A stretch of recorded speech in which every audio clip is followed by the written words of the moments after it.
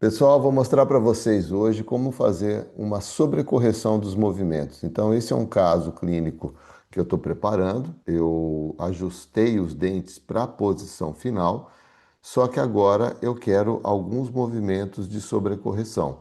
Então, eu gosto particularmente de definir qual é a posição final primeiro, muito próximo daquilo que seria o ideal em termos de oclusão. Eu já deixei aqui um overjet um pouquinho maior, que eu sempre deixo esse overjet clínico, tá vendo? Ó?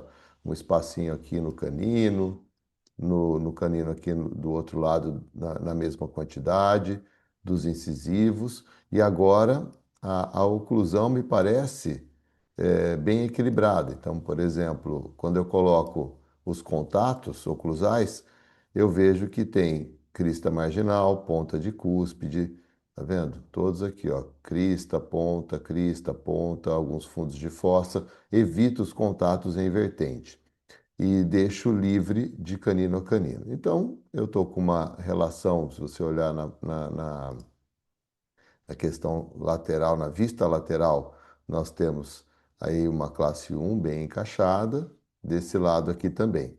O que que a gente precisa fazer agora?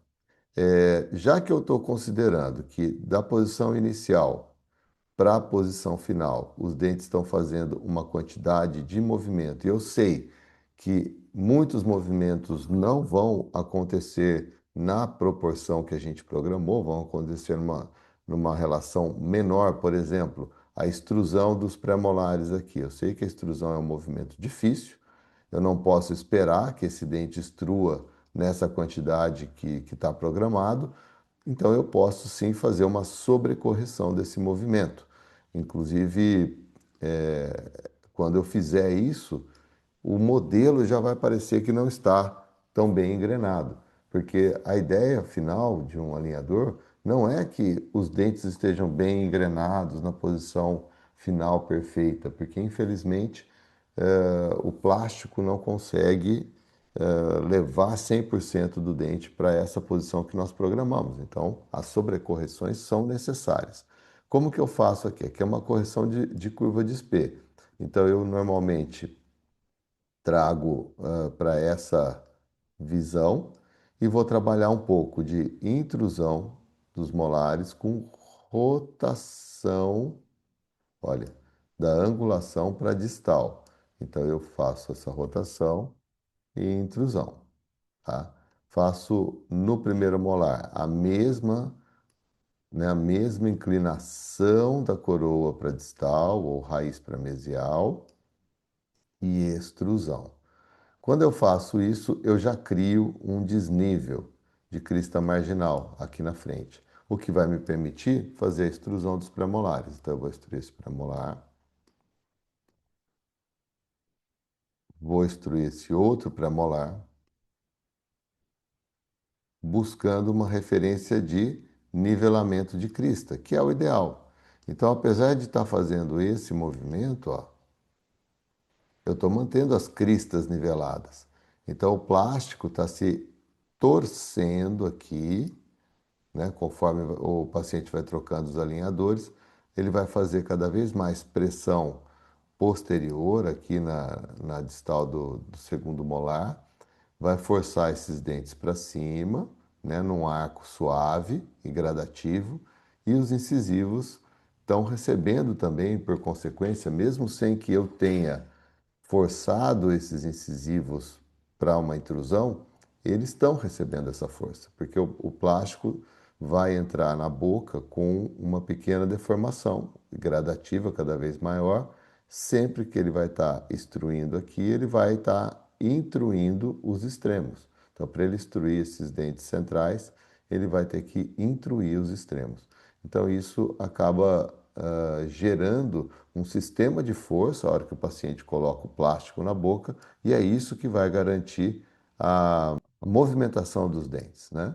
Aqui eu vou fazer a mesma coisa, então. Eu vou do outro lado, tá? Vou intruir com uma inclinação. Aqui eu vou fazer a inclinação com extrusão. Crio de novo o desnível de crista marginal. Extruo esse dente aqui e esse aqui. tá? O canino eu gosto de dar uma angulaçãozinha nele. Não deixo um desnível muito grande do pré para o canino, não. Vou diminuir aqui. E depois eu vou na tabela conferir se esses movimentos estão relativamente equilibrados, né? Não precisa estar perfeito, mas bilateralmente é bom que eles estejam equilibrados. Então, por exemplo, o 37 está com 12 graus de angulação e o 47 está com 13. Um pouquinho mais, né? Eu posso diminuir aqui um pouquinho, olha, fica 12 e 12. Esse está com 0,9 de intrusão, esse está com 1,3. Então, diminuo um pouquinho aqui a intrusão desse e aumento a intrusão desse. Fica 1,1, 1 e 1. Tá vendo? Ó, pequenos movimentos. Quanto mais simétrico for, né? Uma boca simétrica, é bom que os movimentos sejam simétricos. Eu poderia fazer também esse movimento nos incisivos, tá? Posso fazer um pouquinho de intrusão, mas não vou fazer, porque a paciente já apresenta uma mordida com pouco trespasse. Então, a minha ideia é movimentar os dentes posteriores, mas eu não quero criar muita abertura da mordida aqui no setor anterior, pelo menos nesse momento.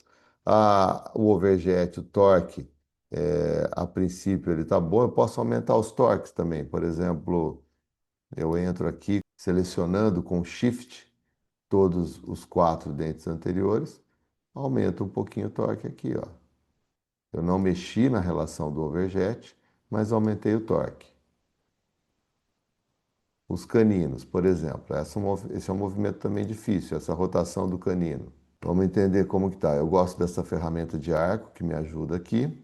Olha, eles estão movimentando. Se eu quiser dar uma sobrecorreção nesse canino, eu vou pegar a ferramenta de rotação e dar um pouquinho mais de